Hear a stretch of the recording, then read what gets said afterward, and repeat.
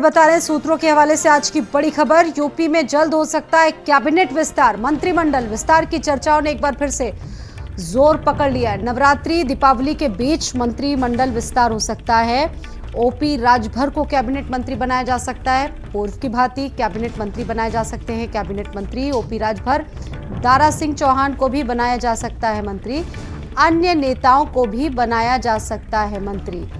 दीपावली के बीच और नवरात्रि के साथ साथ अब देखिए ये चर्चाएं एक बार फिर से जोरों पर हैं और सीमाप मेरे साथ जुड़ चुके हैं। सीमाप, चर्चाएं बहुत हैं, अटकलें बहुत सारी हैं। इससे पहले भी अटकलें बहुत सामने आई थी। इन अटकलों में कितनी संभावनाएं दिख रही हैं, कितनी सच्चाई है, बताइए सीमाप। देखिए, ओम प्रकाश राजभर को मंत्री तो बनना है, इस बात का फैसला तभी हो गया था जब उन्होंने समाजवादी पार्टी से गठबंधन तोड़ा था और भारतीय जनता पार्टी का हाथ थामा था। वाया वो गृह मंत्री अमित शाह लखनऊ पहुंचे थे और मुख्यमंत्री योगी आदित्यनाथ से मुलाकात की थी। उस समय चर्चा ये थी कि उनको मंत्री बनाया जाना है और दारा सिंह चौहान के साथ भी यही हुआ था कि उनको भी इस्तीफा दे दिया था उन्होंने विधानसभा से और उनको मंत्री बनाया जाना है। लेकिन भारतीय जनता पार्टी में जब वो शामिल हुए तो उसके कुछ दिन बाद ही घोसी चुनाव की घोषणा हो गई और उस दौरान फिर ये बोला गया कि आप लोग घोसी चुनाव जिता कर आइए और आप लोगों को मंत्री फिर बनाया जाएगा, तब शपथ दिलाई जाएगी।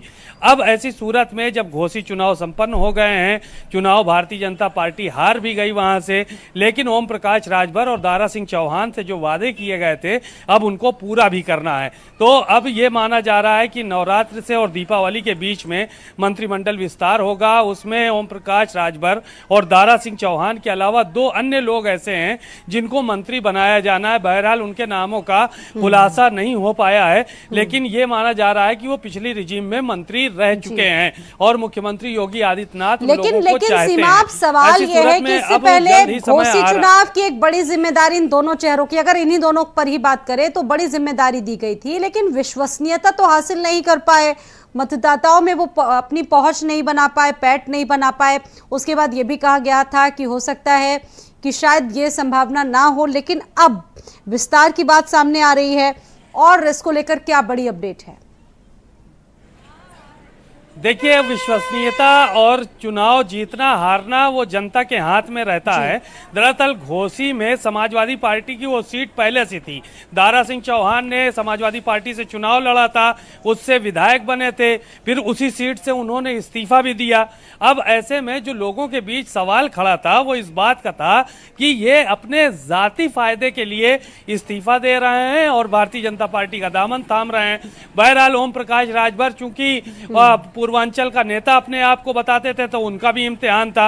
राजभर समाज को जोड़ने की बात वो लगातार कर रहे थे कि राजभर वोट कहीं भी नहीं जाएगा, लेकिन कहीं ना कहीं राजभर वोट भी तितर बितर हुआ और दारा सिंह चौहान को फायदा होने की जगह नुकसान हुआ इस बात का कि उन्होंने जो है वो इस्तीफा दे दिया था विधायकी से। एक माहौल वहां पर जनता के बीच में अलग तरह का बन गया था।